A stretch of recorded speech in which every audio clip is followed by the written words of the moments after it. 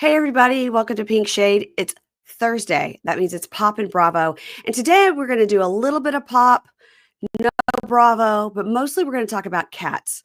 I've got my friend here, Chris DeRosa, On the to talk. Bravo for today. I know you're the Bravo, because Chris can't talk about Bravo because sometimes he works for Bravo. I can. It depends. Okay, but we're not here to talk about that. We're here to No. talk about an incredible ID channel show. So the ID channel, you guys, has expanded the Curious Case of Natalia Grace into the Curious Case of. And this particular one, when I saw the title, The Curious Case of the Doomsday Cat Cult, I said, who better than Chris DeRosa to Thank you. discuss it? That's Who a better? compliment. That's a Yeah. compliment. Because I think initially I wanted you to do Natalia Grace with me, but then it was like timing. I was going to be out of town or Sure. something. Sure. So we are doing this one, and listen, before we got started, I was like, I'm not a cat fan. I've said it, but mostly because I'm allergic. So to me, they just bring me like physical Sure. problems. Sure. But we have a lot of cat fans. But I got to tell you, cats were a sidebar in this story. Cats were also victims here and innocent bystanders, and I didn't like Yes. it. Yeah. I didn't think that the cats needed to be living in squalor, nor did we need to see so much B-roll of cat poop. One of my last notes is 20 cats is what happens on Hoarders, and they take all the cats away. You know what I mean? Like she was like, these people were causing Hoarders level situations to happen and took that upon themselves, and I didn't like it. All of it was terrible. Yes. But you guys, okay, first of all, before we get into it, let me ask you a quick, my fan, sorry, I was trying to adjust my fan on my legs. That's a trick for you people out there. Just put a fan going towards your legs and your feet. You'll stay cool all day long. Oh wow. Stay You don't have that cool. problem. I'm trying to not die of frostbite. I know, but ladies of a certain age, sometimes we Oh, get sure, hot. sure, sure, Sometimes we get hot and we need a sure, little. sure. Listen, there's. Yeah. I No, have them sure. everywhere. There's one No, on my feet. There's one No, right I get it. here. I get Yeah. Again, I've worked on the Real Housewives. I get it. Oh my God, I can't even imagine how much fanning you've had to do on those ladies. I have to tell you that I heard Sonia last week, I think, went on Heather McDonald's podcast, and she literally was like talking to her backstage from some fashion show or something she was doing. Sounds perfectly right for my girl. It was unhinged. Yeah. It Listen, Sonia isn't a legend because she was like mild mannered and minded her P's and Q's. Okay.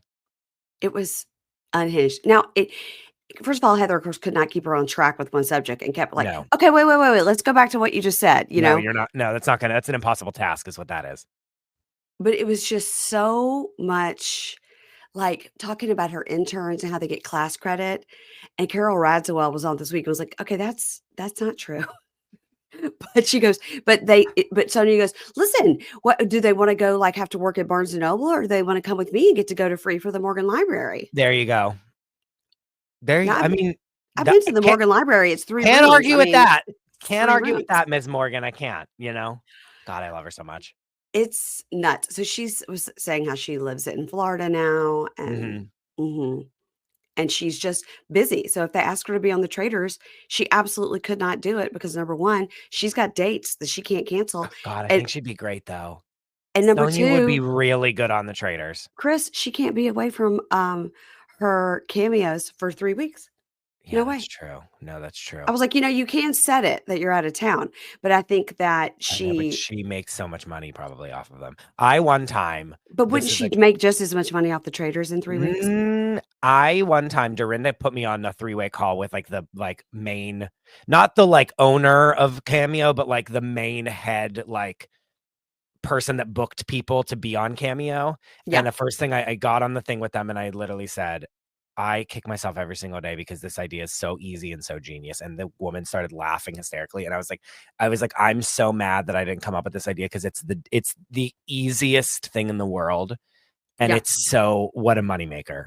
And they make, if you really push it, if you advertise it on your social media and stuff and you push it, they can make more than I make in a year in a weekend doing cameos. It's nuts. It's us. And especially if you're somebody like Sonia who doesn't mind just no makeup, do it from the bed, just lay down. After a car accident. Yeah. Like truly like it being the jaws of life, taking her out of a car and she's ABC, always be filming. You know what I mean? Like she's Yeah. Yes. Yes. And Going through TSA. Yeah. yes. Yeah. I mean, listen, you always got to be making money, okay? Wow. If money's Wow. knocking on the door, were you not gonna answer? No, you are gonna answer. No, I'm And gonna that's the thing is answer. they expire. So that's the thing is like sometimes like we'd be like in the middle of a scene and they would be like, "Oh my god, my cameos are gonna expire." And they'd be like, "All right, well, you're doing your real job now right now. So like Yeah. how Yeah. about we finish this and then you can go and do your cameos, you know?" But no, there's been times when they're like Dorinda will be like, "I'm going away." You know, she's like, "I'm locking myself in my room for the whole weekend and I'm just gonna do cameos all day." And I like would make a humongous amount of money. Misery to me. Yeah. Misery. No, but I mean, lay in your bed and talk to people that aren't even there on your phone Yeah. Well, that's and true. make, Talk to yourself. Yeah. Okay. worse ways to make money is all I'm gonna say. Listen, all I'm saying is I'm on Cameo, and You are? I have had 3 requests. So Okay. don't Well, want to brag. I that's think something. I made $12, but it's Okay. fine. Listen, Should I be I on No, I'm not. Who am I? I shouldn't be on well, Cameo. who am I? I'm doing it because Ingrid, my producer, made me. She forced me. She was like, "You have to," and she's like, "I'm doing it for you unless you do it for yourself, and I'm going to pick a picture you don't like."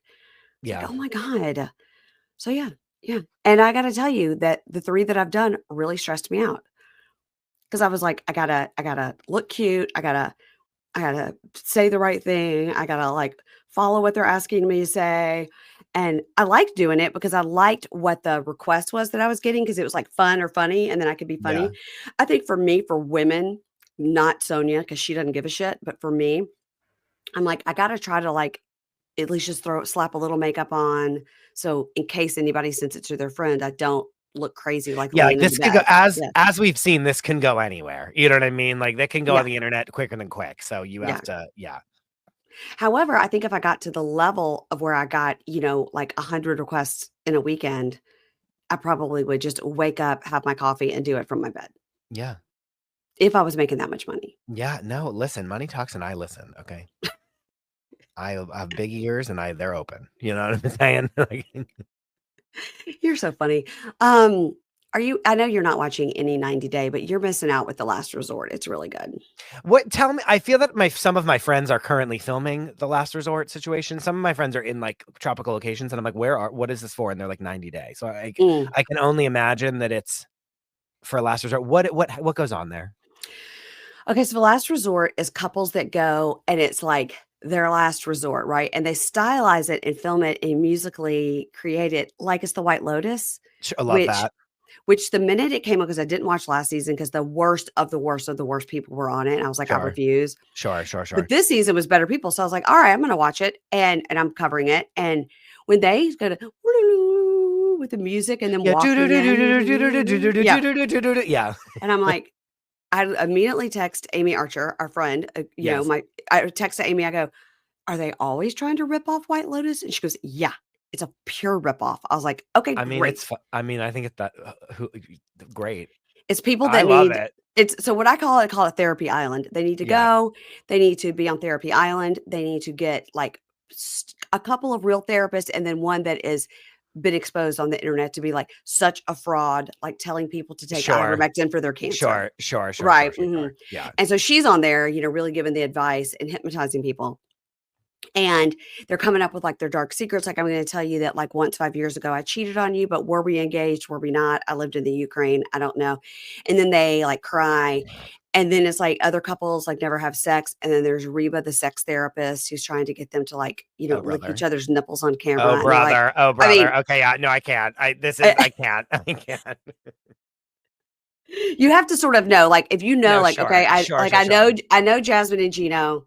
I know Sophie and Rob. Like, so if you know some of these past players that are there. No, of course. It's like Girls Trip. It's like Ultimate Girls Trip. It's like Totally. yeah.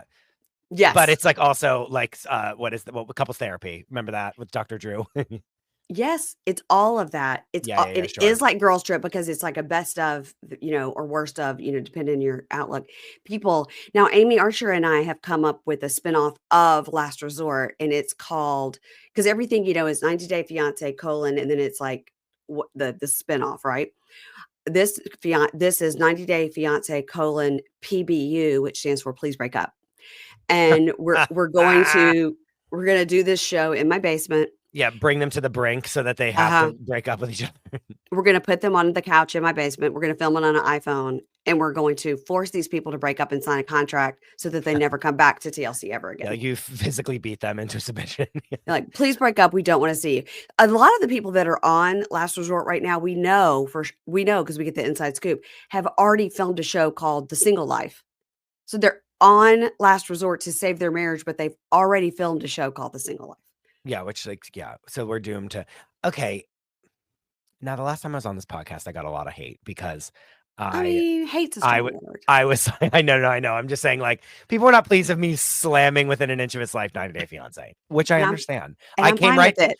I came right to the house of God for 90 Day Fiance and then was like, this is terrible. So I understand. I get it. I'm sorry. I get it. Because we love it. We love it so much I because we know. love No, I to get it. No, yeah, listen, okay. I was wrong to like come here and give those opinions. However, do we think, will I do it again? Yes. How many of these people are in these relationships because the money works for them? Like their Mm, cameos are popping because they're on 90 Day Fiance versus being some random person from like Toledo, Ohio.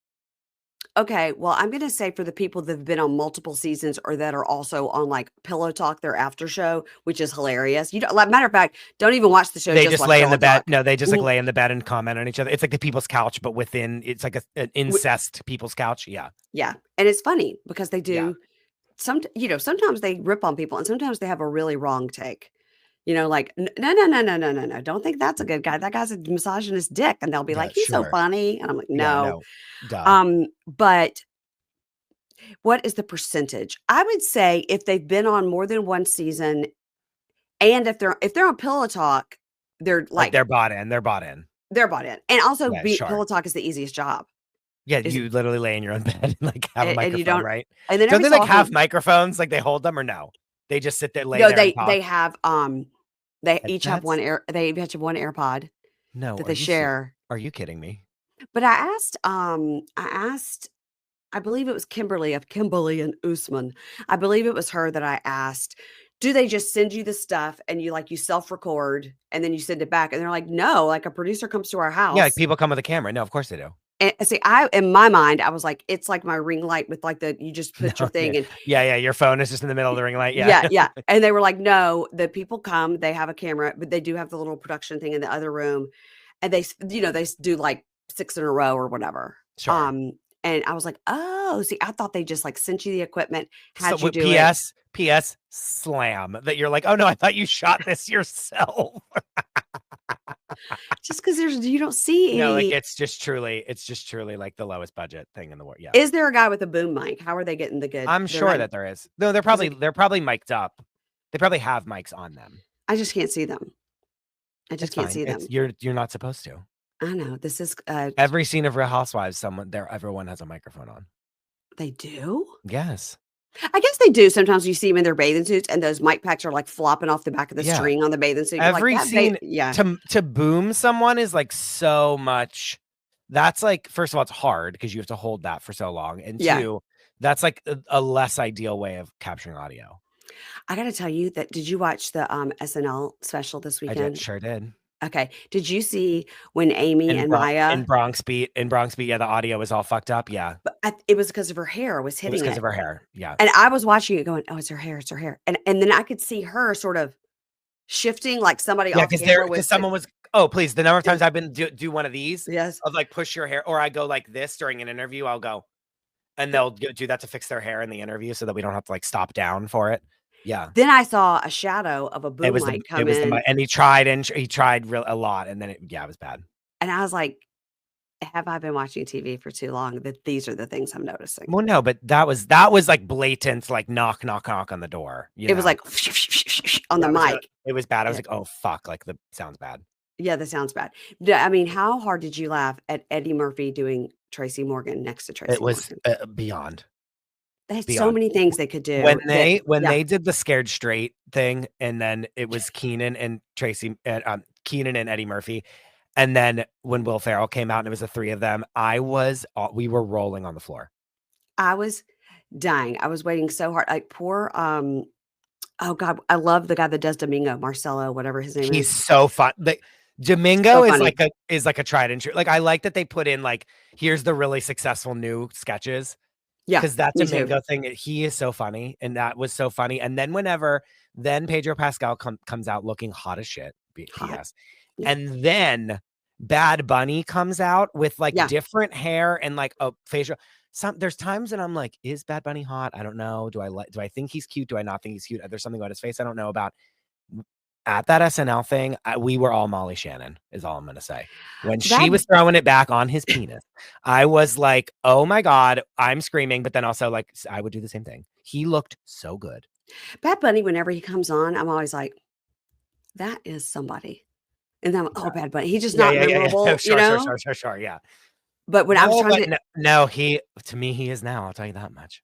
okay. He Well, I'll looked tell you, so good. They all me did. trying me trying to explain to my husband that it's funny because Sabrina Carpenter sings Espresso, and Yeah, that no, that's the yeah, you have to and just get that's it. the No, yeah, song they're making fun of. yeah. And I go, "You know the song they do with the flat voice, like, da, da, da, da, bum, bum, bum, bum, bum," and he goes, "Yeah, what is that song?" I go, "It's a song, and the blonde girl is the one that sings it." He's like, "Wasn't she just singing with Paul Simon?" I was like, Simon, "Forget and it." you're like, yes, yeah, like, hello, yeah, like, We're is this 2, thing we're 2, on? Yeah, we're 2, yeah. and my daughter's in the other room going, "God, Dad, Dad." Oh my god, he was great. All right, we're way off topic here. Yeah, sorry. Let's talk about these. This is not your Yeah, fault. let's talk about these poor unfortunate souls that have been like ripped to shreds by this woman. All right, before we start, I really want to play a clip of Cheryl for you, and I want you to tell me off the bat who is the housewife she reminds you of because it came to me immediately. Oh, I don't have okay, play it. I don't know at all. Okay, People that sit within the temples and the sanctuaries will not be held captive anymore by your hand. I'm going to play it one more time. Do you need a hint? No, Shannon Bedore. Nope. Oh, But damn. same, but correct Close. franchise. Not Tamra. Okay, here you go. People that sit within the temples and the sanctuaries will not be held captive anymore by your hand. I don't know. It's Kelly Dodd. Oh my God. It's Kelly Dodd. You're stupid. Shave your face. I have blocked her out of my mind, so that's why I Good. didn't even remotely think of that. But you are so right. P.S. Kelly Dodd will one day do exactly what we're about to talk about right now. Am I wrong? Right? She'll in some way do this. Pull a She'll be Steve Bannon and somehow defraud all these people of money. Yeah. she'll be on her page going, "What? It's fine to call a gay person a queer. It's fine. You're stupid." I saw a video, not So awful. to talk about her, but I saw she put on her story, she was walking through some hotel or something, who knows, trying to be look, I matter. And she was walking through the hotel and she was pointing to the one girl and she was like, "Oh my God, you're beautiful." And both of the girls go, "Thank you." And she goes, "Not you," to the other girl. I was like, "You're a fucking bitch." That's so mean. How mean is that? For no reason. Again, to some random person minding their own fucking business. Not someone that's running up to her being like, "Please, Kelly, can I take a picture?" You know what I mean? Didn't give a fuck about who she was. She walks up to them, recording them, and goes, "You're so beautiful." And both of the girls go, "Thank you." And she goes, "Ooh, not you." First of all, that's my worst nightmare. Okay, that would Yeah, be that's when I go places with my producer Ingrid. She's really beautiful and looks like Angelina Jolie. And sometimes we go places like, "Oh my God," and they just tell her how beautiful she is and how much And she you're looks just like standing there Angela. like, And I'm like, "Ah!" "I'm Mary Payne. I Yeah, have a speaking of White podcast." Lotus, the new season, the three girlfriends, that's exactly that. Well, it's I "You're famous," and the other two are like, "Oh, she is," and they're you see the steam coming out of their eyes, out of their ears. um total another sidebar about White Lotus. So Parker Posey is twins with Chris Posey, who's dating my friend Gigi. It's all Mississippi, we're all connected. Sure. And so I was texting with my friend the other day about something else in Mississippi. He goes, "Oh, I'm in Laurel right now, blah, blah, blah." I was just texting with Parker and I go, "Oh, I forget all of you are friends with Parker Posey, like friends with her because we're in the same high school class. We're all Yeah, friends." sure. And I forget that my friends and so I go, "My God, I would just literally do anything to be in her aura, just be in a Sure, yeah. room." He goes, "Well, I could just send me an elevator pitch and I'll just see if she'll come on your show." And I go, "So that's sweet. That's never gonna happen." No, just do it, but you need to just do it and then let her say no or let her never respond. I was like, that's never going to happen. I go, see, the way this works is like you're best friends with her and you could send her an elevator pitch, but she's going to send you to her HBO rep, who will then send you to her talent manager, who will send you to her publicist. And it's never going to happen. Just do it.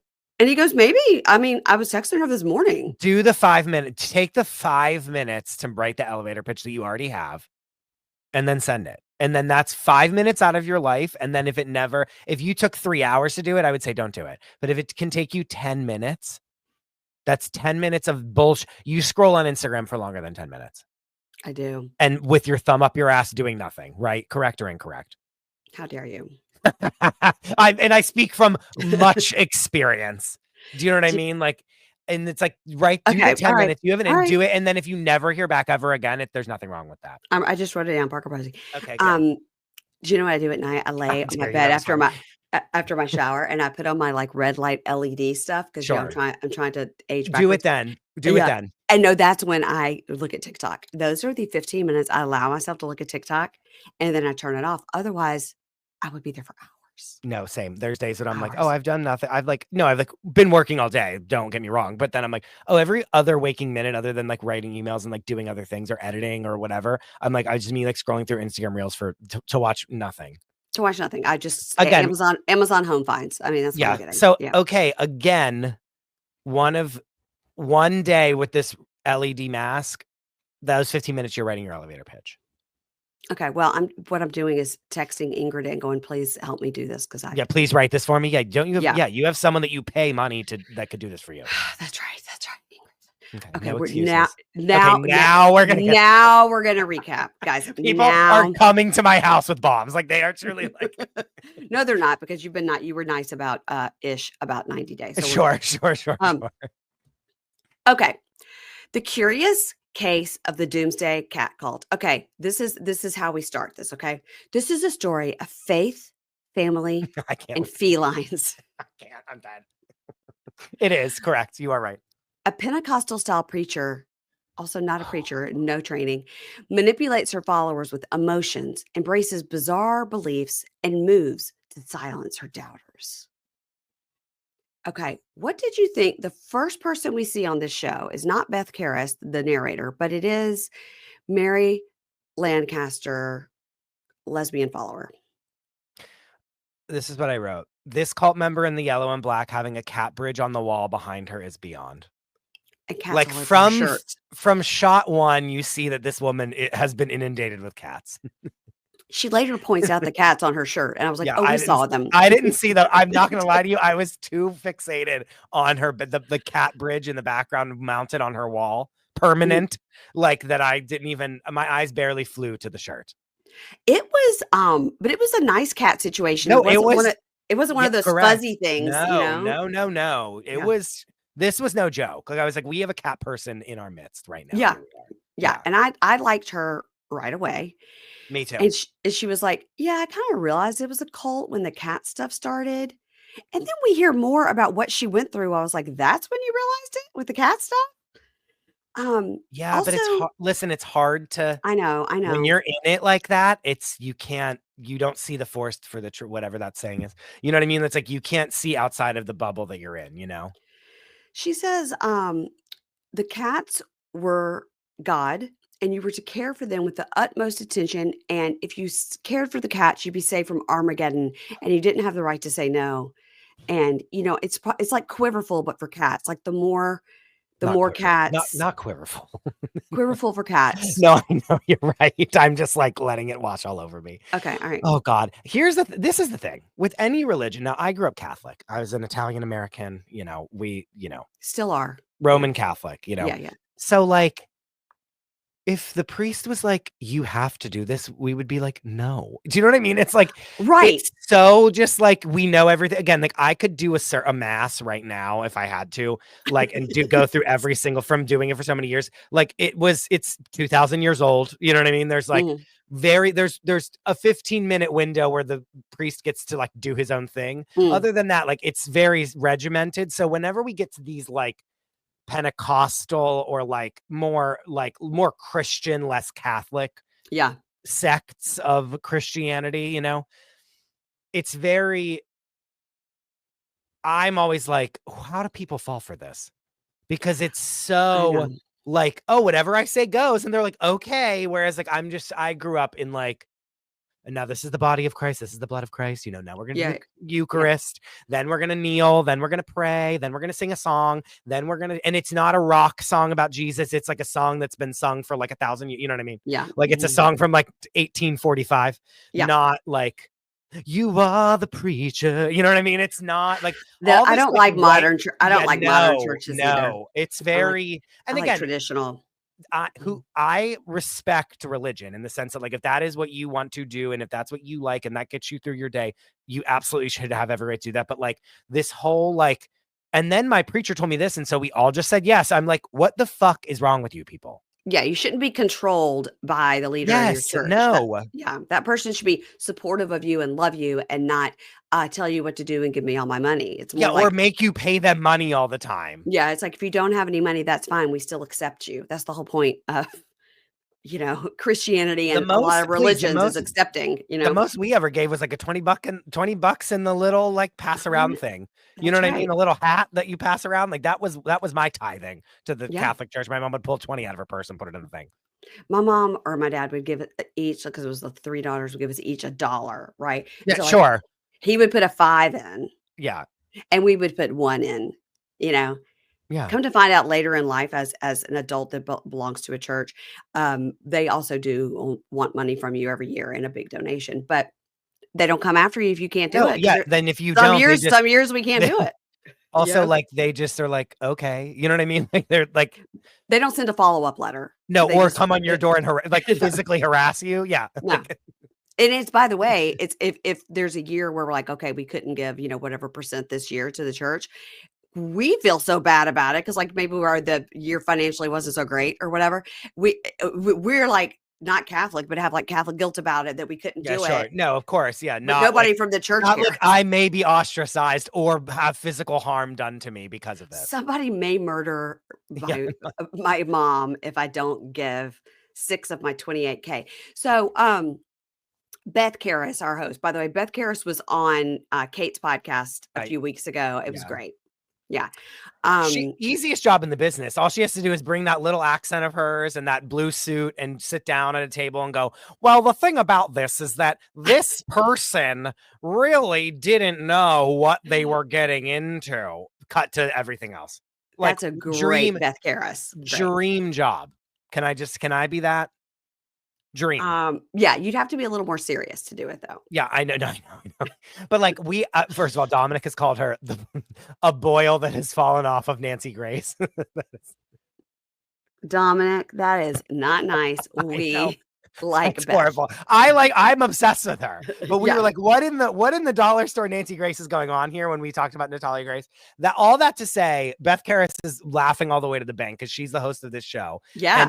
And again, she showed up for one day. Speaking of, pillow talk where they shoot 6 in a day, she showed up at that one table one day and they told her everything to say and she did it and she's the host. So there you go. And I bet she did all 5 of those in one day. In one day, in one sitting, she changed outfits. Didn't get up to use the bathroom. Like, yeah, she sat there and did her lines and then walked away with a fat check. She's like, "Who are we talking about now? Bam Major who?" I watched that one and was like, "Oh no, I didn't watch it. It's bad. It's really bad. Don't watch it. It's not great." I just know who he is. I don't know. I just had to. I loved Viva La Bam. My mom and I watched Viva La Bam like religiously. Okay. And so I needed to, throw him. I needed to throw him a view and it's not good. He's not in a good place. One of my co-hosts, Keisha, she's obsessed with Bam and she was like, "Oh, I haven't watched that thing yet. I heard it's really good." I go, "I think it's super dark." She goes, "Oh, everything with him is super dark." Yeah. I was like, "Oh, okay." No, I haven't. I haven't been keeping tabs on him, so it was rough. It's a drug fueled situation, correct? Yes, yeah, and like mental instability. No, Steve-O is there and is like where when we did Jackass, he was like a straight edge and I was a drug addict, and now like the seesaw has now flipped in the other direction. Oh, okay. Yeah, no, it's bad. Anyway, moving on. All right, so Beth Karras, she tells us that Cheryl had gotten about 200 followers at her church in Bellingham, Washington. but she just sounds really far north. And And also church in like skywriter air quotes. oh, Right. totally. Yeah. But I gotta tell you, this the way that they shoot this, and you've got to tell me from your production standpoint, the way we have the first like 3 segments of this talking about her ex-husband Mark, and then we meet Mark's ex-wife Mary, but we never see Mark. We're just talking about And we're Mark. like, Mark's dead, Mark's dead, Mark's dead. And we're like, oh my God, this is where it's going. She killed Mark and then like fed him to the cats. What's going to happen? Yeah, sure. Fed him to the cats. I was like, what? Because we never see him. So we meet Mary, the wife of Mark. Where's Mark? And she says, when I met Mark, I dreamed of this blended family like the Brady Bunch. I had 4 kids. He had 3. His ex-wife was the bride of Christ. So that was weird. We see Cheryl's wedding video that when she married God, she just has a wedding video with herself. And she says, the first time I met his kids, we took all 7 of the kids to Whistler. I was like, oh, you're rich. And I met Cheryl after that trip, and I immediately felt she was like a threat to me. Like she felt threatening. And she says, yeah, what we found out is that she was telling her congregation that she was a victim. Mark was manifesting demons, and that Mary, Mark's new wife, was a reincarnated temple whore named Ashra. I wrote that all. I wrote not manifesting demons, all capitals, and then I wrote a reincarnated temple whore. Beyond. Ashra. Well, first I wrote Astra, and then I rewound it because I was like, that's weird. But no, a temple whore named Ashra. And also, like, what? Like, like Yeah. can you imagine if you are at your church and this is what someone says to you about their ex-husband? Also, like, do these people have? No, I'm just being mean. But like, we went to church for 1 hour every week and then walked away and never thought about it again until we went the next week. Like she's like hanging with them. Like they're like all up in the, you know what I mean? Like yes, this is their whole life is this church, like their whole life. Yeah. It's a cult. Yeah. It's just like, fucking Raniere and the Keith Never Raniere. forget. I mean, plays the volleyball games. Yeah. Never. The forced volleyball games at 2 a.m. You will get up and play volleyball. And if you like were invited, that was like as if Jesus himself had said, like, come get baptized with me. And it's 3 a.m. and I hope you enjoy 3 a.m. volleyball. Yeah. I'm more upset about having to like be up in the middle of the night. Yeah, same. Okay, so she was telling all the people in her inner circle at the church from the pulpit that Mark, her ex-husband, needed to die, and actually, just like he was going to die, and she wasn't sure how, but she was like really putting it out there, like years in advance, right? Listen, manifesting, manifesting, and Mary, the follower, is telling us all about this. She's like, we would sit in small prayer circles and pray for the death of Mark because he was such a demon. And that to me is like, how can you try to say that you're a religious person and then like wish that, which PS right now, especially, I'm going to say just in general, how can you say that you're a religious person and then be like, I wish for like suffering for all of these people? Totally. And now we hear a taped interview of a guy named Rick. But Rick Madrid. Now, what a name. We're seeing Rick Madrid walk around longingly in a field quite a bit. Okay? Yeah, we sure. Okay. The recreations in this were wild. Well, I wasn't aware it was a recreation until we get to the end. Spoiler alert, Rick's dead.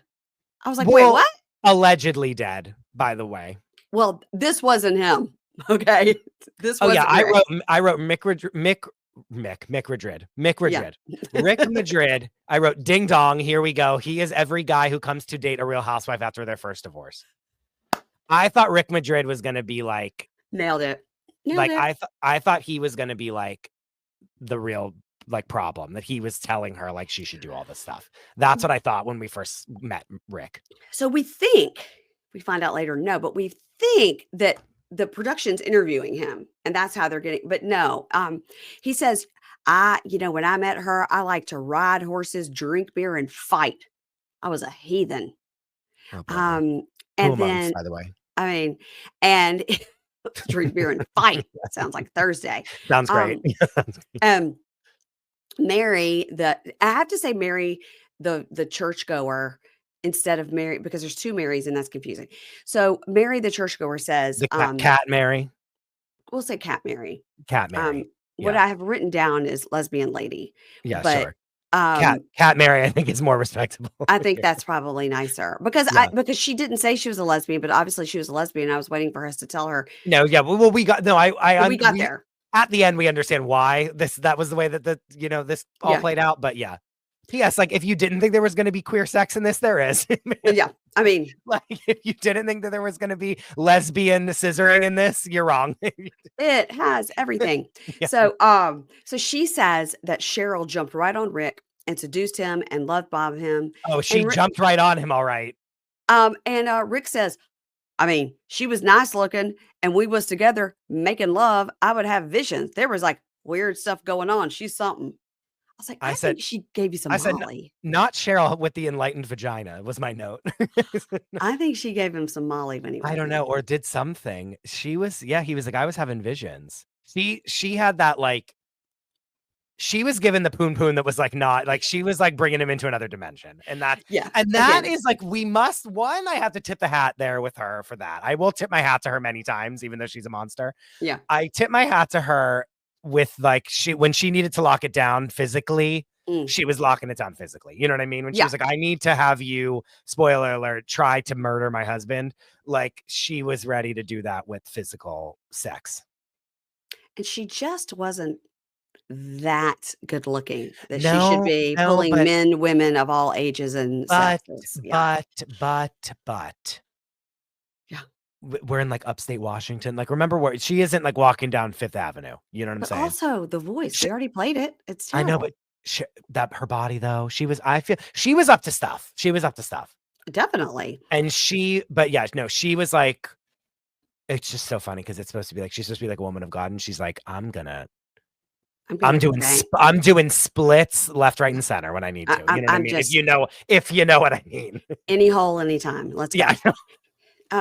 So I'm sorry.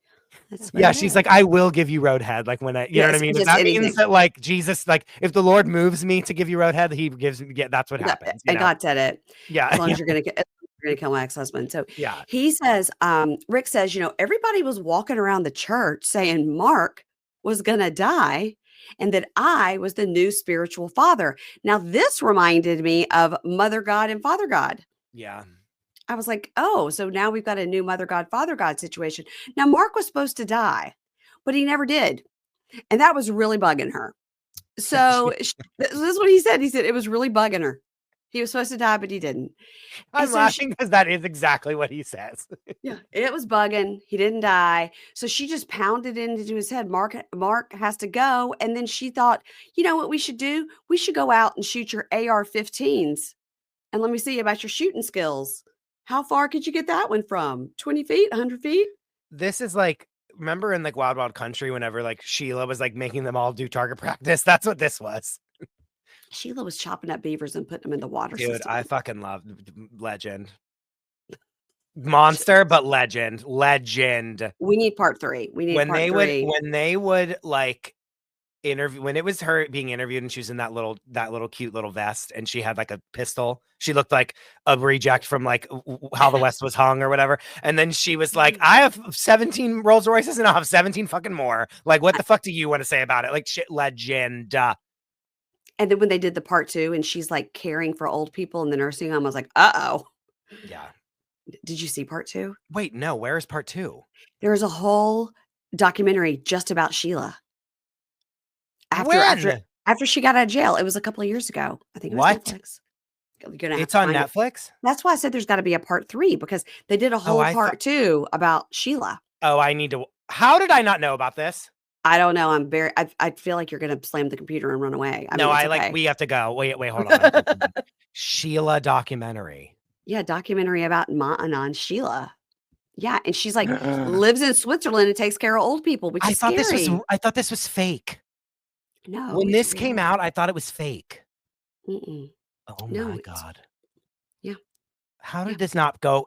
Okay, every person that knows me is on a list because how did this not come across my desk in some way? How did no one ask me to review this with them on a podcast? I don't know, but we can start if you can watch it, and you can certainly come back and we can do it. Okay. Okay, All right. now I'm writing that down. Under Write that Parker down. Posey, I'm writing down When I Sheila tell you that like the Chris couch DeRosa. with the TV is within 5 feet from me, and that I will be throwing my body there and like watching it like immediately. When this is Okay, over. good. All right, good. So, okay, now here's where the production value comes in, okay? Yeah. Because wife Mary, not cat lady Mary, is standing in front of this house, and she's like, "Here's the house She's where like, Mark and then he where," looked up into his sights. Yeah. she said, "Mark and I lived here for 10 years." Yeah. You're like, "Oh gosh, what You're like, damn it, here we go. Yeah, like where's his gravestone in the backyard? Yeah, exactly." yeah. And she says, "Cheryl and Mark came here a few times. They were like trying to figure out the layout of the house and the length of the driveway. And one day, Rick came to, sorry, I was meant to say Cheryl and Rick. So, and one day Rick came to the top of the driveway and leveled his shotgun sight at Mark. Camera pulls back. There's Mark. He didn't die." I wrote all capitals. Okay, this reveal of Mark, I'm screaming 85 exclamation points. It was really good Good. production. It was great. It was good. It was good. They really planned that clearly. They were like, we're gonna really get him with this, but Yeah. And it worked. And that's like an ID. That's like an investigation discovery note that probably was going into it. Was like, how do we do reveals? I'm sure that was from the network. As someone who has worked on an investigation discovery show, like they love that kind of stuff. But so P.S. same, and it was good. I was like, oh, I thought Mark was dead. I was like, oh, I thought Mark was dead. And then it was good because then you get to have him talk, and it creates mystery at the beginning rather than just him telling you the facts and you being like, okay, do you know what I mean? Yeah. Like, so then you get to like get these facts that you really want. Like the way they tell the story, it is like, I don't want to say distrustful. That's not what it is, because it's not like but you're like shrouded in mystery, and then that mystery is dissipated by him existing. Do you know what I mean? And then telling you that it gives you stakes that didn't exist. I agree. Smart. It was good. Yeah. And I also got to say, Mark is one of those guys who's definitely gotten 100 times better looking as he's gotten older. Okay. I'm sorry to say this. Wait, where's my note about this? Oh, you have a note about Mark's look? I said, why am I attracted to the old photos of Mark with the big mustache? See, well, again, that is a question, but that is a note that I have. I have a real hatred of mustaches in general. Oh, I feel like I have a love of them. So I know. Well, a lot of guys do, but not for me. I don't like it at all. I remember one time John Hill was posting a lot of pictures with his mustache, and he had to like post a follow up to say, "This mustache is not for you, ladies." So quit telling me you don't. Sure. So Rick had a God moment. God came to him, told him not to do this, and he didn't shoot Mark. Rick says he can now see Rick from the grave or from wherever he's calling from. Says is he dead? Is he dead at the end? We don't know. Anyway, continue. He was manipulated, and the men in the church have no balls, but she could tell he was different. But he thinks God stopped him from killing Mark, and Mark never even knew about this. Rick gets home, tells Cheryl about how God told him, he basically was like, if you're so great and God told me to kill Mark, or then why did God tell me you're crazy and I shouldn't kill Mark? And Cheryl kicks him out. So they get divorced. Well, you know what's so funny is like I love all these like charlatan preachers when they're like, God told me this, and then I can just say, well, God told me this, and they're like, no. Do you know what I mean? It's like they get to, do you know what I mean? Like that's what I think is so funny is like when you use their own tactics on them. Yeah, like right. Like when people like if you're like walking down the street, okay, in New York this happens a lot, but like you're walking down the street and someone's like, have you accepted like Jesus our Savior into your heart? Right. I turn without fail, it makes them go fucking crazy. I turn to them and I say, I have a beautiful relationship with the Lord. And they are like, you know, and they like don't know what to say. And because it's like it's their thing to wield over themselves. Yeah. Okay. Like over to other people. They that's a power that they've anointed themselves with to wield over others. And when you unseat them of that power, they like don't know what to do. And then they're like, but wait, I don't think that you have that. And it's like, well, that's actually none of your business. Right. Do you know what I mean? And it's like, so it makes me laugh so hard that it's like when one of these people that's like, oh, God talks directly to, God hasn't talked to anyone in 2000 years, but he talked directly to me. Right. And he said Yeah. this, and then you're like, okay, well, same. And they're like, what? It's sort of like, why don't these 200 people think, wow, if she's so powerful and she's God is funneling through her, how come more people don't know about it? Why? And also, why isn't Mark dead if she's so powerful? I think that a lot about certain like face creams and things that I buy. I'll go, if this is so great that everybody says it's so great, how come everybody doesn't talk about it? And that it's not like, yeah, correct. It's a face cream, God, same thing. Yeah. All right, so we meet Mark. Also, wait, really quickly. Yeah. My last note before we get to the next section, I wrote, imagine having someone convince you to kill another person. That Like, just imagine that being what's happening to you. I can't. It's a long stretch. It would have to be a severe domestic abuse situation where it's like Earl had to die like that. It would have to be Not like my ex-husband is just living his life elsewhere, not bothering me, and I want him dead. You know what I mean? And I'm also married to you now. Yeah, but like none of that matters because I'm Yeah. blinded by rage that my husband is walking this earth. Yeah. Yeah. So we meet Mark. Mark tells us he's the father of 3 children in a cult, and his ex-wife is the leader of that cult. He didn't know she was going around telling everyone he was the devil and that he was going to die. His own children were saying it, and his own children were thinking of ways to kill him. And then he says a line that is iconic. He says, I don't want to believe my kids are evil, but they might be. I mean, But it's not their fault. I must agree. I have to be on Mark's side here. Yeah. And Mark is cute. So he tells us all about how he met Cheryl. They had kids. They got, they tried to stay married and make it work because, they were raised very conservative and you just like don't get divorced. Sure. And he says, Cheryl really wasn't so much into church until she found the Gates of Praise. Now, in the Gates of Praise, they had a leader named Debbie who just looks exactly like Cheryl. No, they're carbon. It's the same person. I was like, that's Cheryl. And I was like, oh no, that's this Debbie woman. Yeah. They were speaking in tongues. So here we go. Yeah.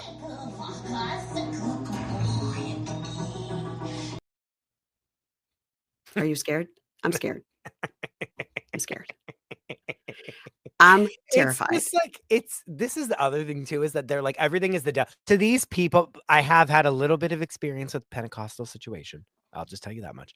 And like how someone in my family like was part of a church like this. And it was like, I was like, what the fuck is this? You know what I mean? And so, okay. Yeah. Okay. All right.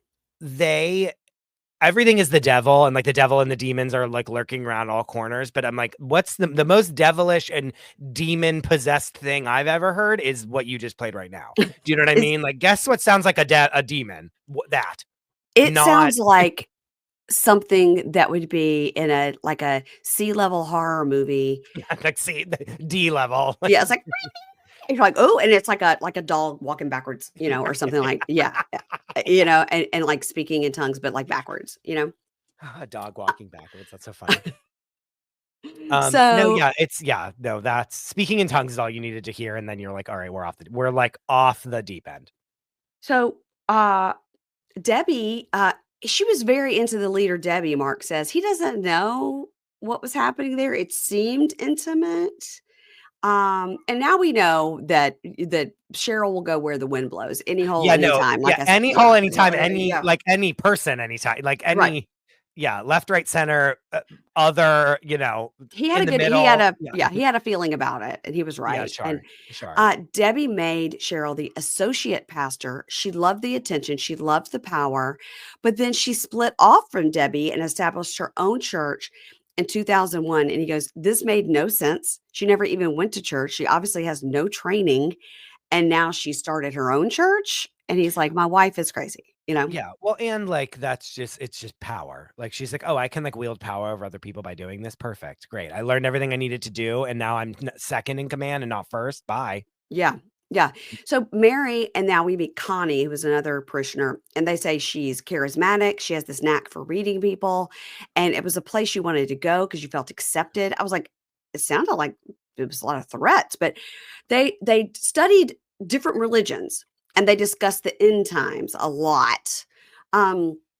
Mark says, I didn't want to leave my children, but I had to divorce her because, this was going off the Yeah, rails.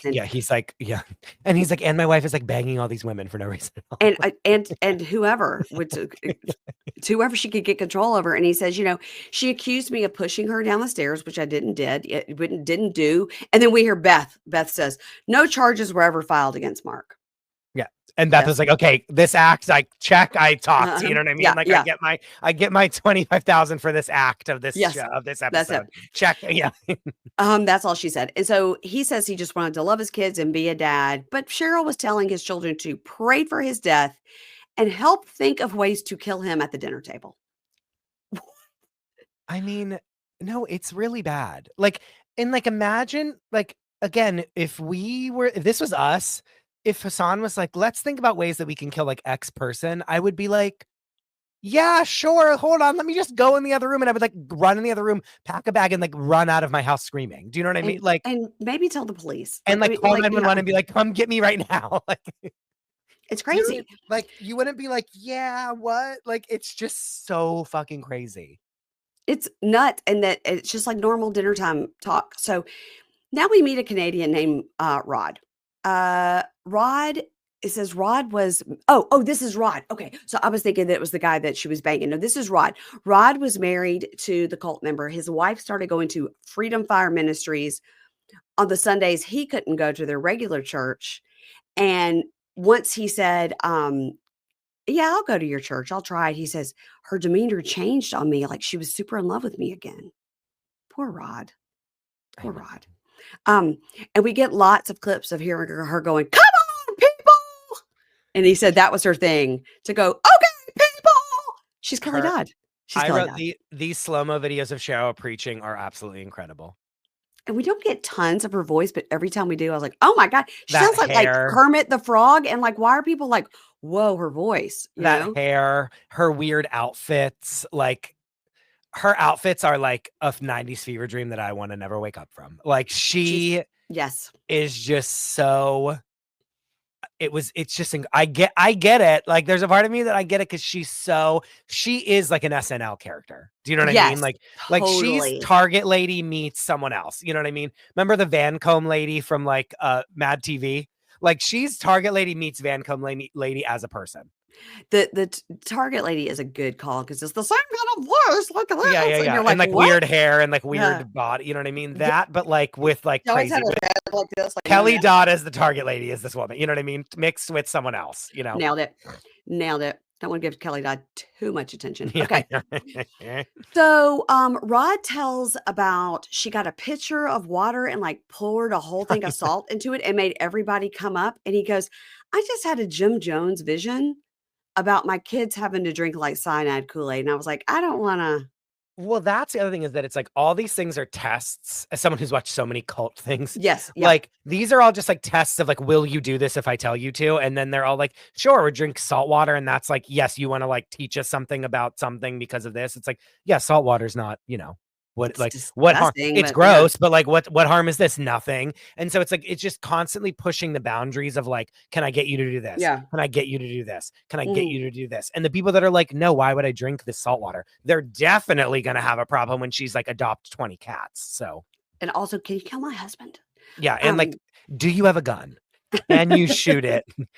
Do you know this address 123 Sesame Street? Like whatever the fuck. Like, can you go murder someone there? Yeah, you can or not. No, let us Sesame know. Street. Yeah. So now we get back to Cat Lady Mary, and she explains that she was, born in a really Christian home, and she always felt she had to hide her true self. She knew when she was young she was gay. She was always like on her knees trying to pray the gay away, which was very sad. And I always hate to hear that. Yeah. So. And I'm glad that she like to see where Mary is now. I'm happy. I'm very happy. Like I'm feel like she's good and I feel she's safe and I'm happy for her. And I think she has just one cat. Yeah, which is an appropriate number of cats. 1 to 2 cats is appropriate. Yeah. So at age 27, which was in 2004, she started attending Cheryl's church, and so did her sister. Mary says, I'm a piano player, and I think you have to like use, God's gifts to, what they're for. And she was enamored by Cheryl, as Chris DeRosa is as well. Yes, and kind of was falling in love with her. So, one night, Cheryl had Cat Lady Mary come to her church and say, like, we have to kneel at the altar normal on a Tuesday. Just come to church. We're going to turn all the lights off and kneel at the altar. Like, nothing weird, nothing to see here. And Cheryl said to her, it's time for us to be in a covenant. And to be in the covenant, we have to kiss. And Cheryl said, I'm trying to explain something to you. This is not homosexuality. She preaches against homosexuality. And then Mary says, but yeah, we were banging. I Loved it. my note is I have multiple notes. My first one is religion is a weapon that people wield for power. Okay. Just simply had to throw that in there. Just, you know, Okay. just- not that we haven't said that every sentence that we've talked about so far, but yes. And I said, why do all these people sexually abuse their followers? Power. That is like textbook sexual abuse. Textbook. Yeah. And this poor girl would knew her whole life she was gay and was trying to pray the gay struggling. and then Cheryl Yes. manipulated it. Yeah. And is being like, this isn't gay, but we're gonna fuck. You know what I mean? Like, Yeah. that's even worse. Not even just it's fine, don't worry, wink. You know what I mean? She's like, this actually isn't affirming you, but I will have sex with you. That is diabolical. And then preaching about how bad homosexuality is, Correct. but yet, like she said, but yeah, we were banging. And again, uses this as again, I don't even think she likes women. I think she used this as I can wield my power. I can use this to control you, which was true. Yeah. And this is the thing with these leader, again, you brought up Keith Raniere in the volleyball games. It's when they shine their light on you, you come alive. You know what I mean? That's what all these people, it's oh my God, you got to he talked to you. Yeah. He got to say this thing to you. Meanwhile, who the fuck is this person? Right. Exactly. Do you know what I mean? When you, again, at Catholic church, when we leave, the priest stands at the door and is bye everyone. And you get to talk to him if you want to go up and say, thank you, great sermon, Father. You know what I mean? He's a person just like you are, and you walk up to him and talk, and it's you're a person and he's a person. This super church shit that's where they're a celebrity amongst peon losers is so gross to me. I'm with you. Okay. And okay. So Mary says, I think Cheryl was just using me for my piano playing. Because then she could have a musical element to her church. Because then she can get on the mic and start singing. Yeah, which is true. She's next I'm gonna do a rendition of Our God is an Awesome God. Me. Yeah. Does anybody play guitar? So so she believed if she left Cheryl in the church, she would die. She literally believed if she left, God would strike her dead. Okay, now we meet Sunjin. Now, Sunjin was just a blip in this show, but I needed more. I need more Sunjin. He met Cheryl on I don't even remember him. This guy, he met Cheryl on Spiritual Singles. Oh, this might have been a bathroom break for me. I don't even remember him. He lives in Asheville. She had this small church. She looked good in lingerie, is what he says. Oh, brother. And he says the relationship was mostly with Cheryl. It had to be compliance. And if you didn't comply, it went downhill. This is what she said. She didn't like his artwork. He had art all over his house. Oh, okay. I remember this. Do you remember this guy? Yes. And it was you have to burn all the art. Yeah. He had to burn a couple of his nude art paintings because she didn't like them. He said it was $50,000 worth of art that he burned for her. Also, and then he goes, and then I realized, what am I doing? I was I wish you would have realized that before you burned all the art. No, she's got that magic poon. She's I think so. She's doing shit that you ain't never seen. You know what I mean? And blowing people's hair back, literally and figuratively. And then they're I'll do whatever you want. You know what I mean? She's up to stuff. Yeah. And I don't know.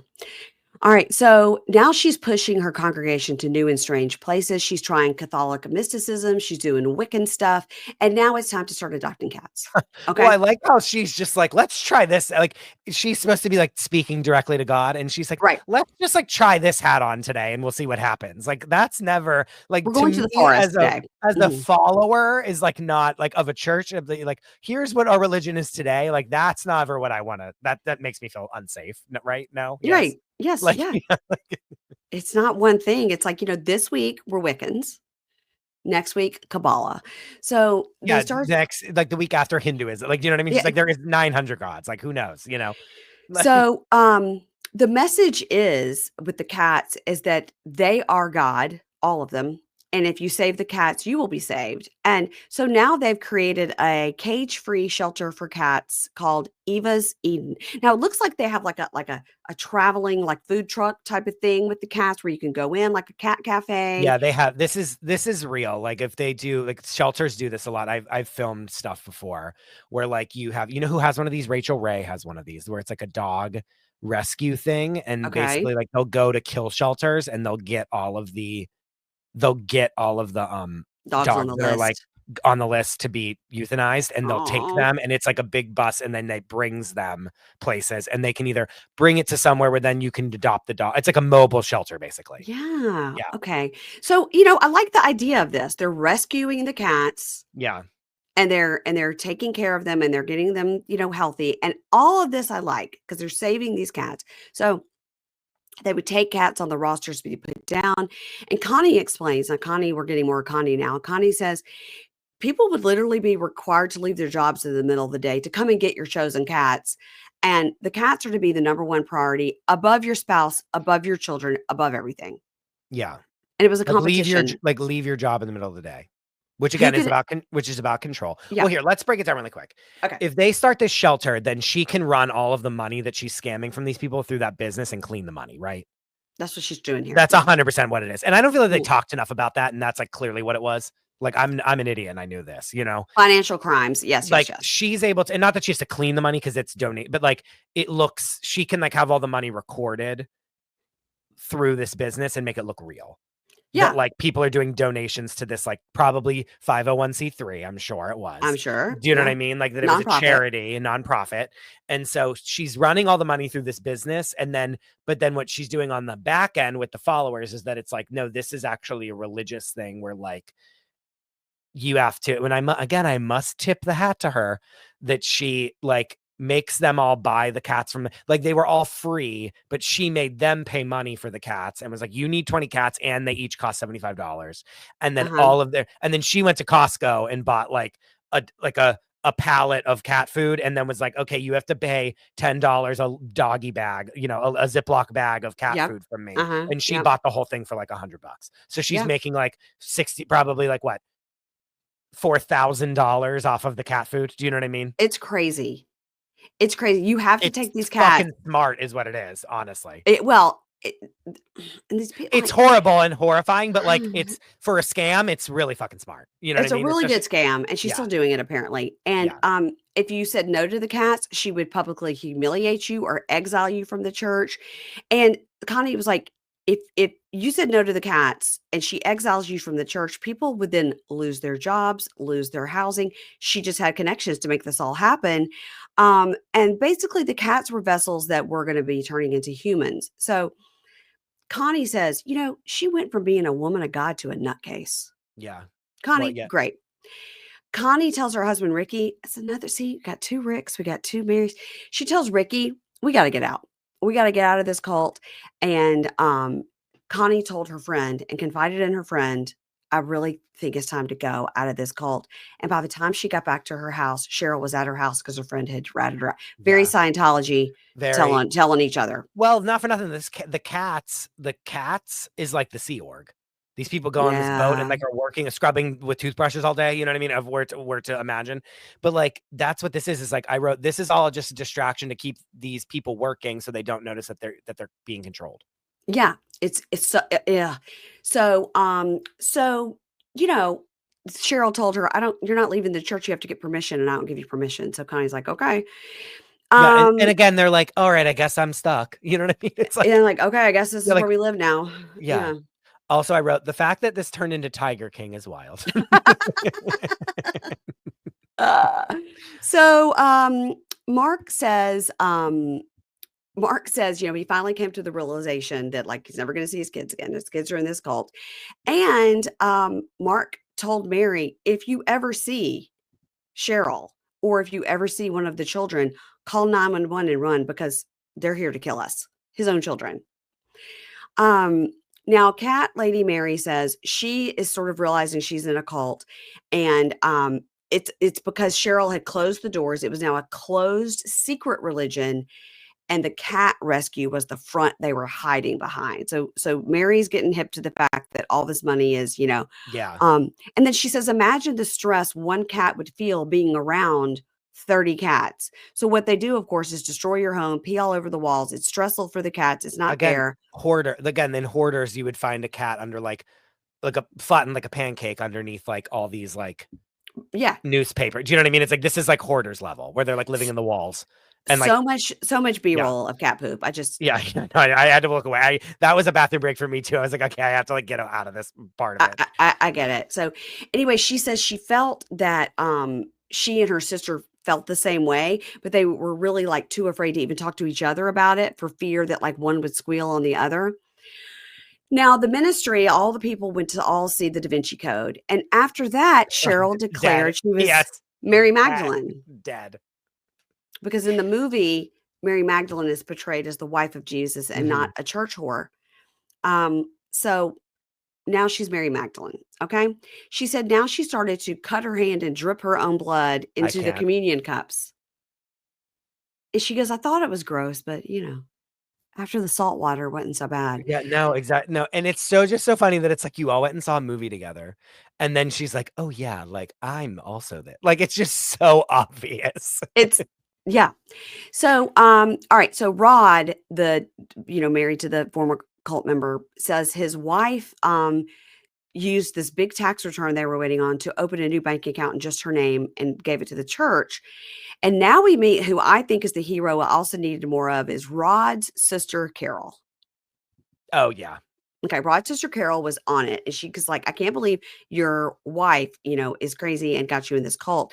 Now we have Beth Karras again. And Beth Karras says the thing that Rod had that other people didn't is family that was looking after him. Which is true. Scene. See you later, Beth. So yeah, the thing that Rod had that other people did, I love her voice. I could watch her read the phone book. Everything. And it's so she's performing so much. It's the best thing ever. I love her. I love her. So her husband was told by his wife, anyway, they have to turn their finances over to Cheryl. And the sister Carol is like, this is as bad as it gets. What? You got to turn your finances over to Cheryl? Again, imagine someone saying to you, Mary Payne, I need all of your money. And you just going, oh, that really sucks. But like, I guess I have to. All right.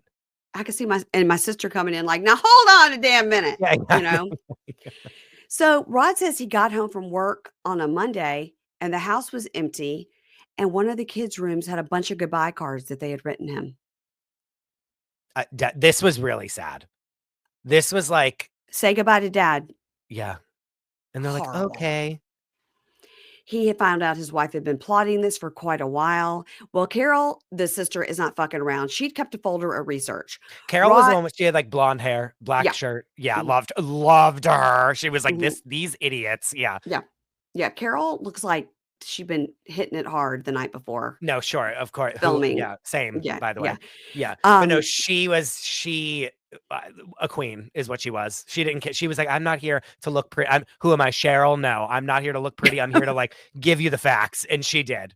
And she was the one that made the most sense of anyone. She had her folder of research. Obsessed. She gave it to Rod and said, go to court, get your children back. And so the judge saw all of it and decided Cheryl and the church posed a clear and present danger to these children.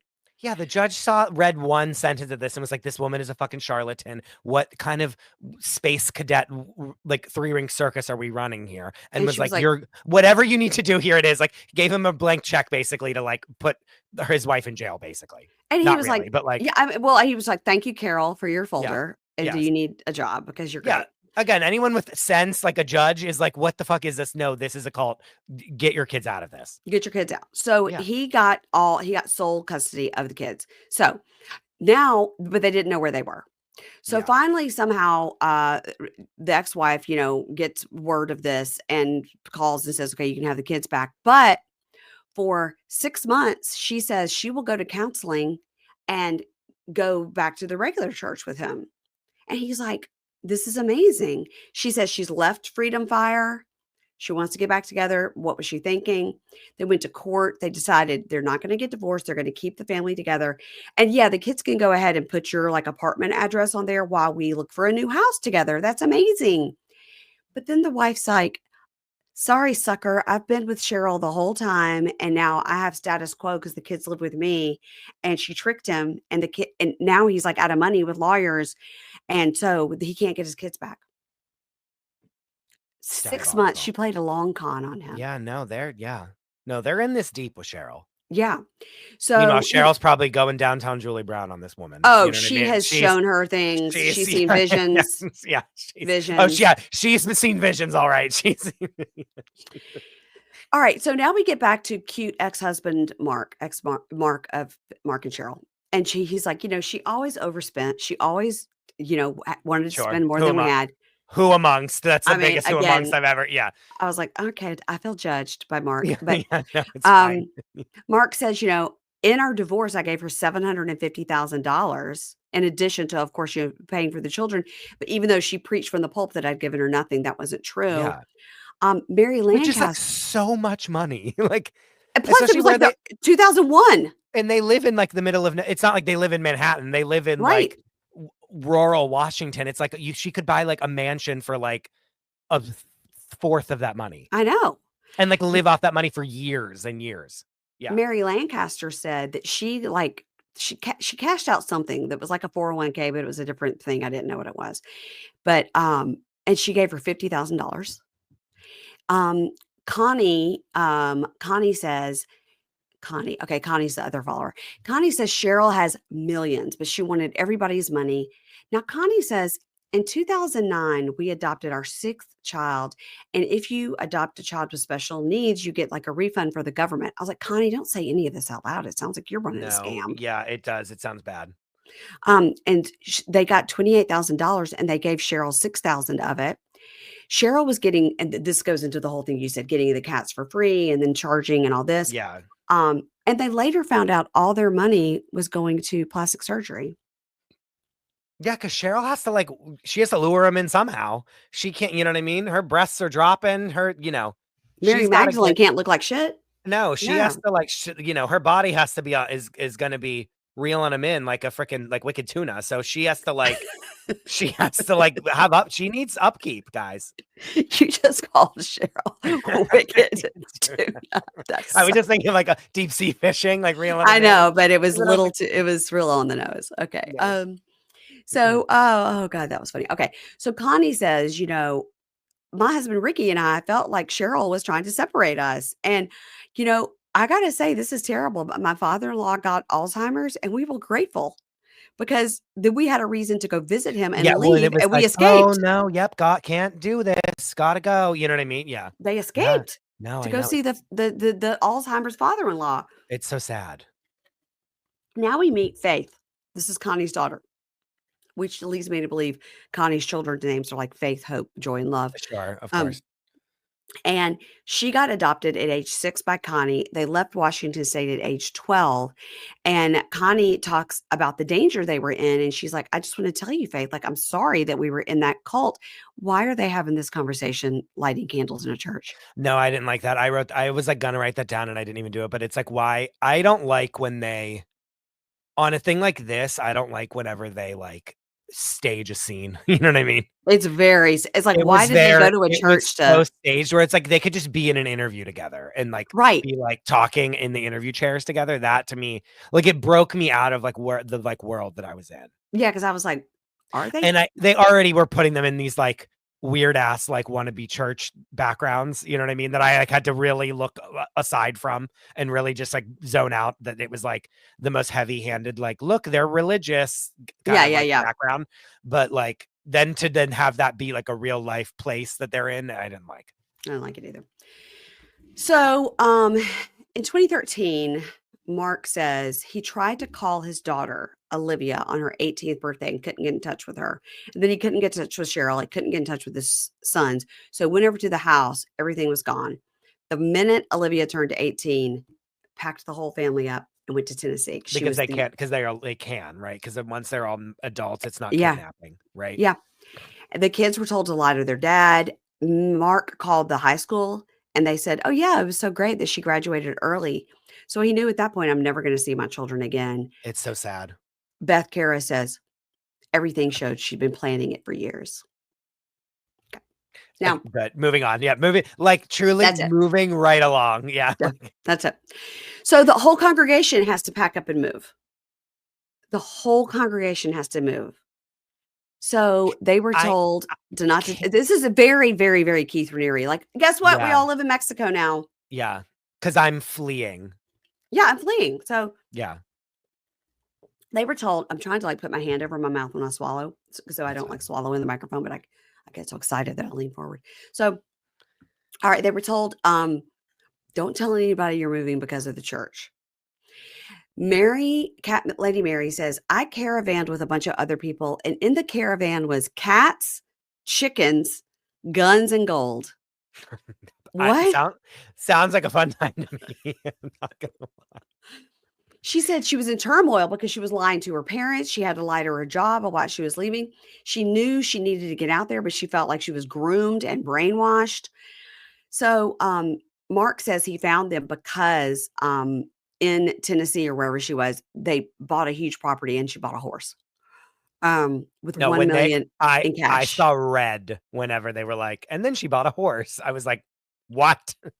A horse. They already got the chickens and the cats. For what? For what? Because maybe she's trying to figure out the next scam. Like, Yeah, how like expensive is it to keep a Or horse? equine therapy. Yeah. You have to pay me to like come and like do upkeep on my horse, which is expensive, by the way. You know what I mean? Like, yeah. It's crazy. I mean, anytime you see anybody on a reality show that has a horse, you're like, rich. Yeah. So he called the local sheriff and said, I just want a welfare check on my adult children. The sheriff goes out there, gets Cheryl, somehow digmatizes this guy.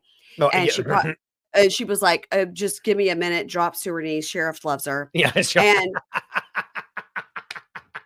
Cheryl said, 100% that happened. Like I would bet everything on it. Like she was like answered in like a negligee with like the think of like the like see-through negligee that has like the like the long like ostrich feathers all over it. Do you know what I'm talking about? Like the like what you would think is like a parody of like what she would be. Speaking of Sonia Morgan, that's the shit she would wear on the show. 100%. And she was like, "Hello, officer," like twirling her hair. Yeah. She's like, "Do you like horses? I like to ride." Yeah, I like to ride. Yeah.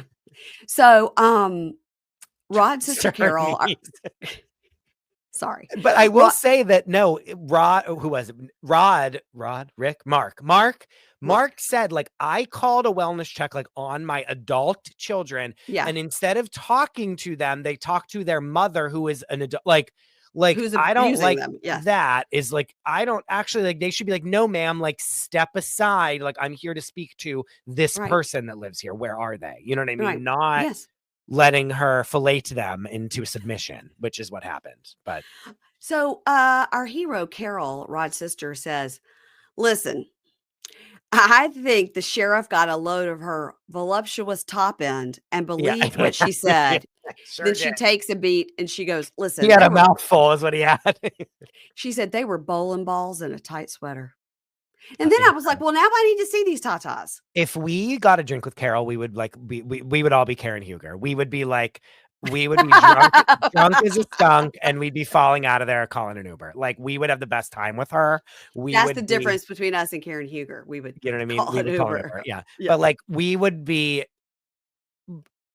three pigs in shit. Do you know what I mean? Like she seems like a good time girl in the best way. Carol, they're two bowling balls and a tot sweater. Like I was like, well, now I need to see the bowling balls in the tot sweater. Show us. I know. I'm upset that we have no photos of her other than those same videos of like her preaching. Yeah, with the no neck. Like she doesn't, but she's underground, right? She knows, like she's like, well, because everything's in secret. But I'm saying everything's in secret, so it's like she doesn't have an Instagram that she's like putting like slutty pictures on. No, but I wish. Which is what I wish that's what she had. Want, you know? Yeah. Now Rod's ex-wife, the cult member, said so Rod's ex-wife could not move to Tennessee due to a court order, but she could follow from afar. She could follow the cult from Washington or wherever. So Rod was worried, like she's going to pick up with these kids and leave at any time to go to Tennessee.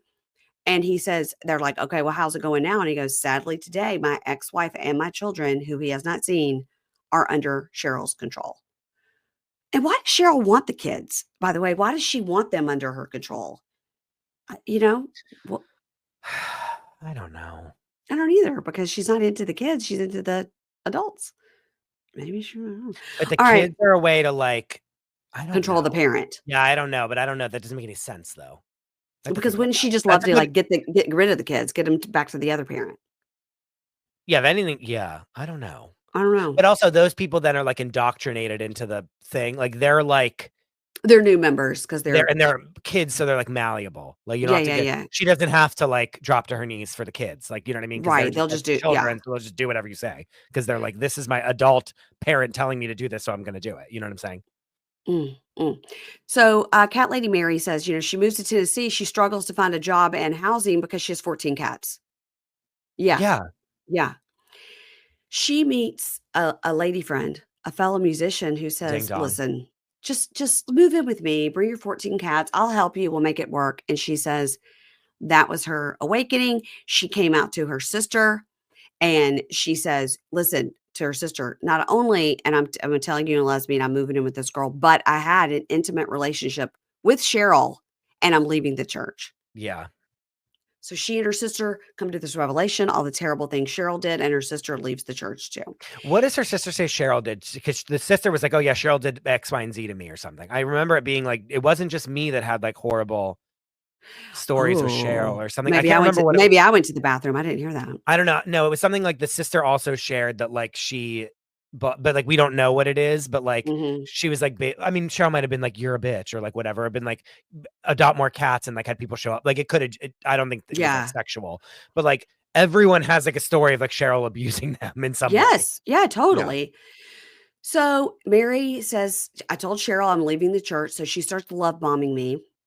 And, she says, with me, she wasn't nasty and vindictive. But the next day, the muscle guy, the strong man called and said, delete everything you have regarding the church. And she goes, and I did. And she was like, I mean, why? They wouldn't have known. I don't know why I did. But that was like the last, so she doesn't have all the evidence that like Rod's sister Carol has in her folder. That sucks. So in 2014, Mary and Mark find out about the hit that was put out on them. So Mary creates a Facebook group called Is There a Cult in Columbia, Tennessee? I'm dying. I was like, why? These people just nailed it. They're so messy. I love it. Like, and then people came, she said she really just did it to make awareness, but people started coming to the Facebook group to tell their stories. And a journalist gets a hold of the story. And now Cheryl's getting real paranoid. So Sister Carol, Rod's sister Carol, looks up Cheryl one day and finds this podcast called The Opportunist. You guys, we're here to tell you everything comes back to podcasting. Sure does. And this podcast called The Opportunist, we hear about the ex-husband, Rick Madrid, trying to kill Mark. Here comes Beth. Beth says, they tried to find Rick Madrid after this, and we were surprised what we found. He had passed away. He had sleep apnea. The doctor said he died in his sleep. Coincidence? This is Beth. But where are we finding? This is the thing, is like at the end of it, it was like, we can't confirm that he died. There's no death notice, no obituary.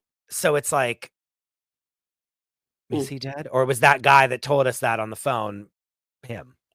That's what.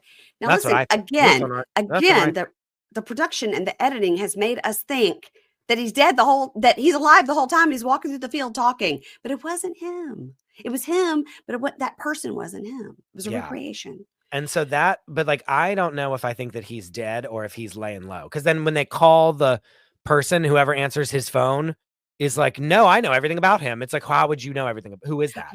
He's not here right now. What do you want to know? I'll tell him. No, but I won't tell him because he's dead. Yeah.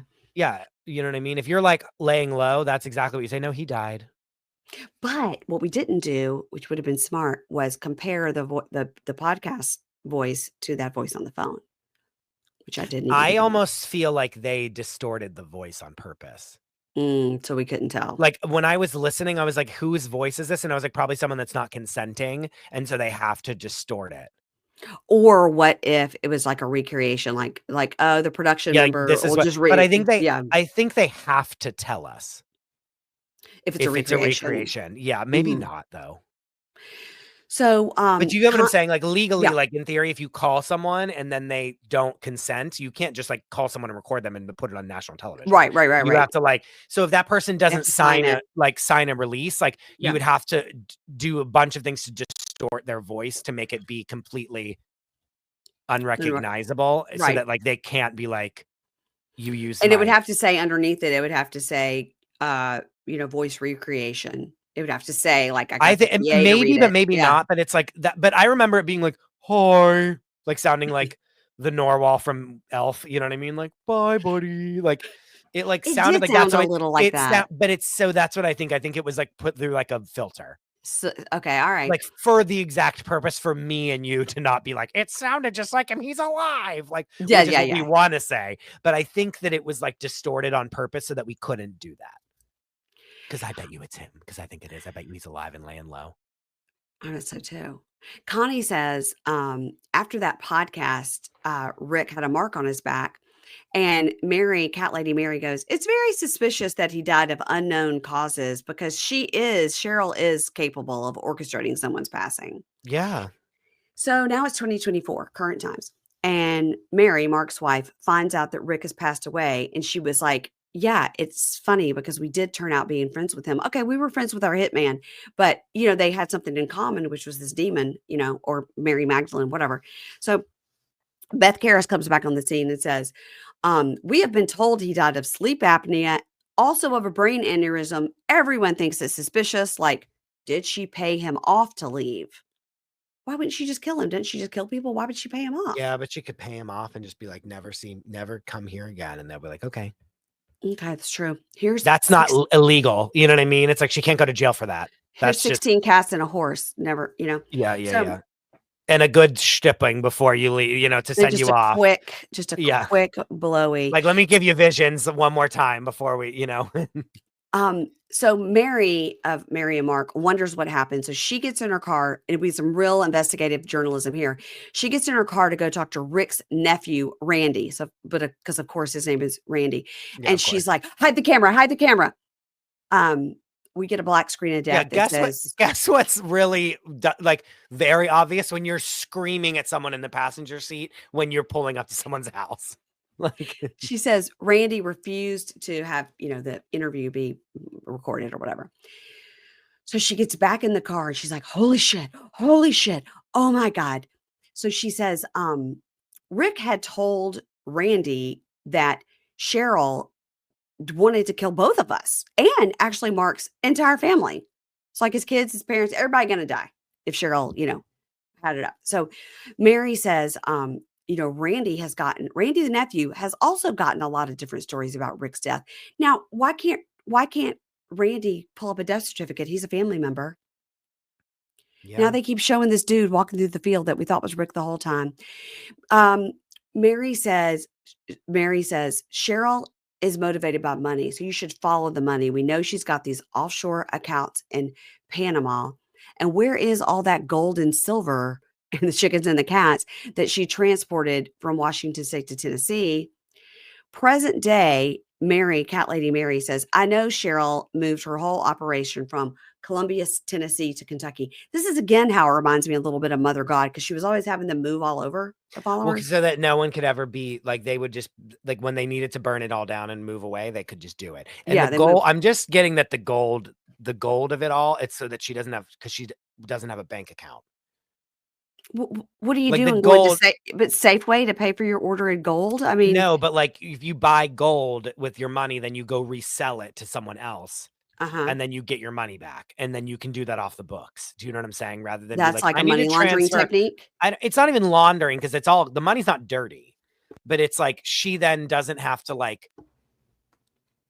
She can spring up and have a bank account somewhere and like just put cash into it rather than like transfer money from. There's no like paper trail of her money. Yeah. You know what I'm saying? It's like all off the books and off the grid.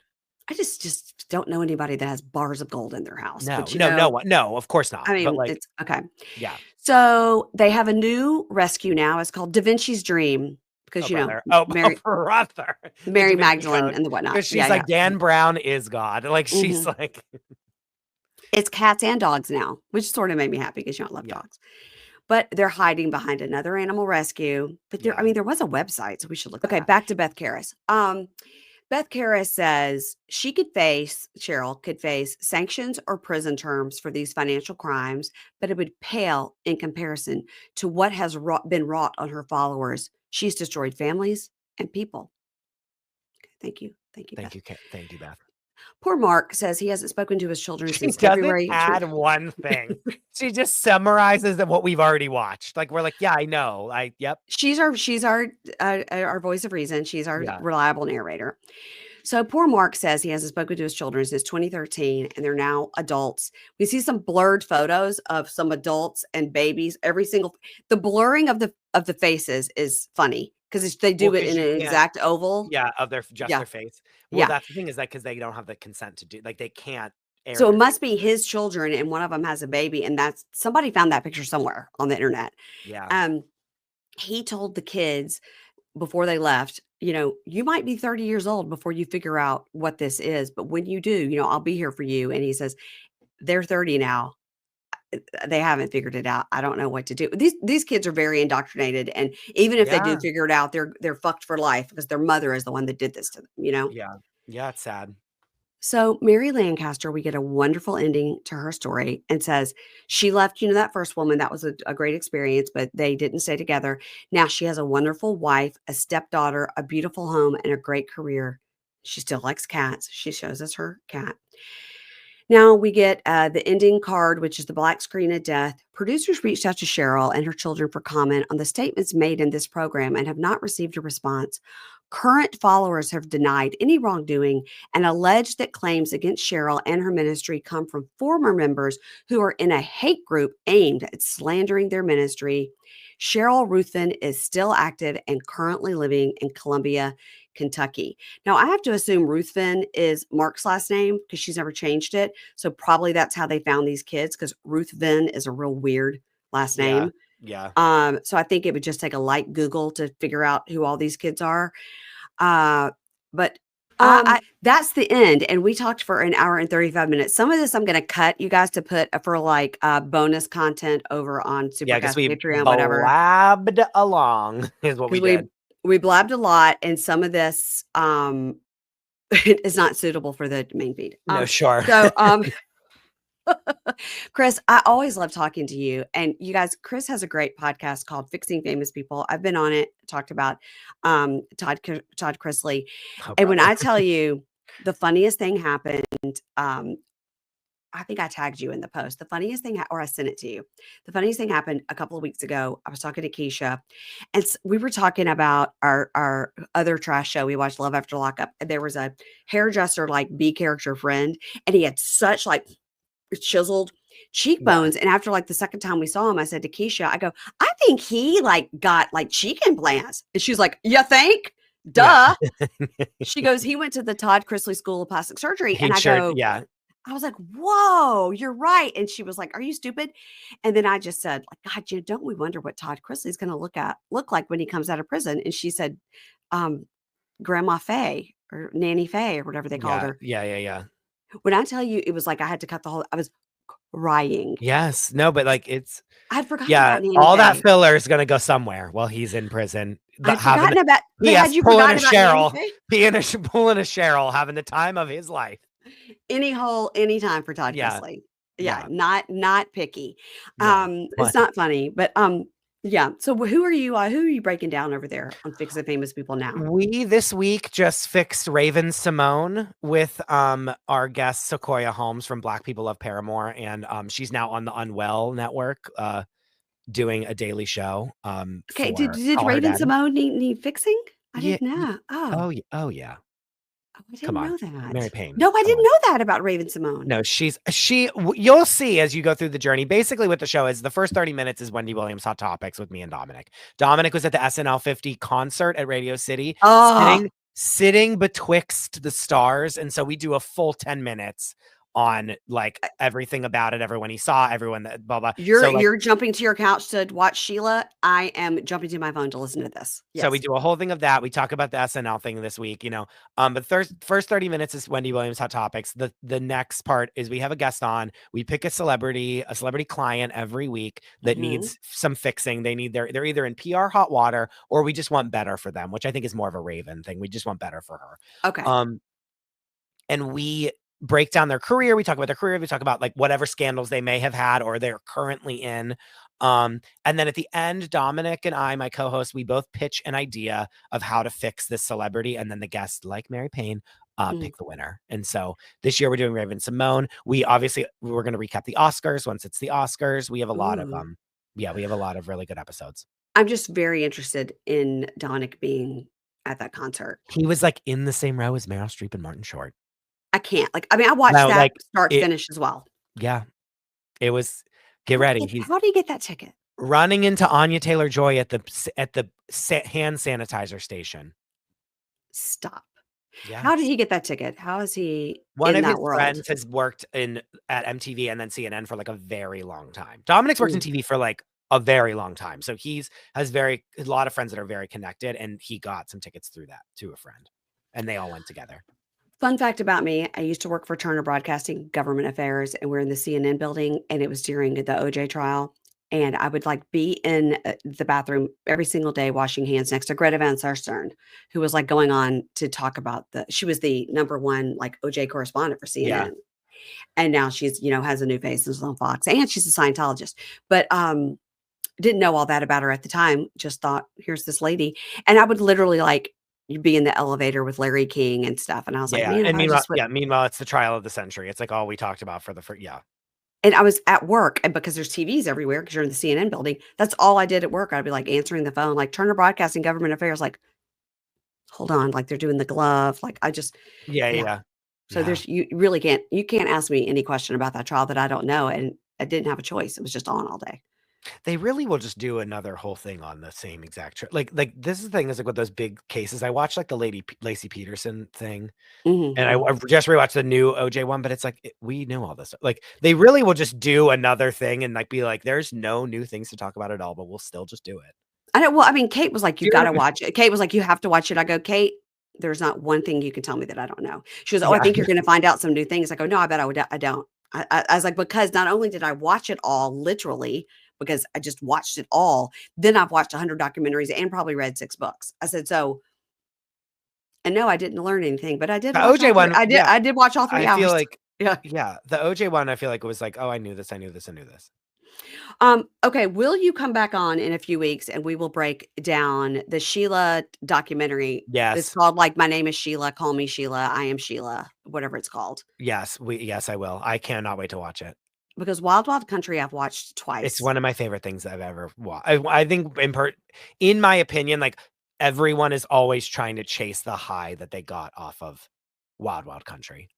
It's so well done. And like everything that they make like now is like trying to be that. And it just simply is not.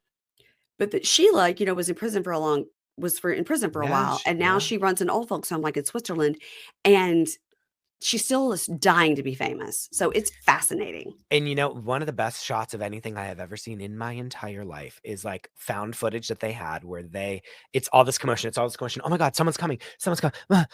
They roll out a red carpet, and then it's a camera shot that I'll never forget in my life. It's like the camera person's like adjusting figuring out what's going on. And you watch as the red carpet has already been rolled out. Someone has a little handheld dirt devil and is vacuuming the carpet by hand. And the camera is like, as if on Housewives that we like zoom in on like, oh my God, we're at Nene's house and like Kim Zolciak is showing up unannounced. Do you know what I mean? Yeah. Like panic. As if like, can you believe that this is happening right now? And it's literally just like going around and it just zooms in on the guy vacuuming the red carpet with a handheld dirt devil. And it's the single funniest shot of anything I've ever seen in my life. I've rewound that 9 million times. And you're like, if only one day. And the music is like Jesus Christ himself is about to walk out of this car. You know what I mean? It's like, it's so good. Everything about it. You guys, if you didn't watch Wild Wild Country, what are you doing with your What life? are you do? Why are you even here? Like, what And are you doing? it's so good. And then also, of course, the follow-up, Sheila, which I've just changed Chris's license, I'm told him watching that this week. existed. I'm watching this week, and then when I'm back from Vermont, we'll do it. Okay. Sounds good. All right, everybody, make sure you are following Chris DeRosa Fixing Famous People. And you're also on Instagram. Is it just the Chris DeRosa? It's at the Chris DeRosa. I'm so weird. I can remember these I mean, Instagram names. it's just my name. But it's the. Yes. The. Yeah. And please listen to his podcast, y'all. It is so funny. A lot of people that you know are on there. Kate's on there. Sometimes Kristen Meisner, just like funny, great people. And they do the fun thing at the beginning where you do like hot topics, and it's A lot It's of people great. say like, I don't need to like pay attention to tabloid news anymore because you tell me what I need to know. And I'm like, yeah, that's true. That's exactly what I need in my life. I Yeah. need somebody to break it down for me so I don't have to pay attention, because then sometimes real news sneaks in and then I panic. Yeah. Yeah. And I don't need that. Yeah. All right. Thanks, Chris. Bye. Bye.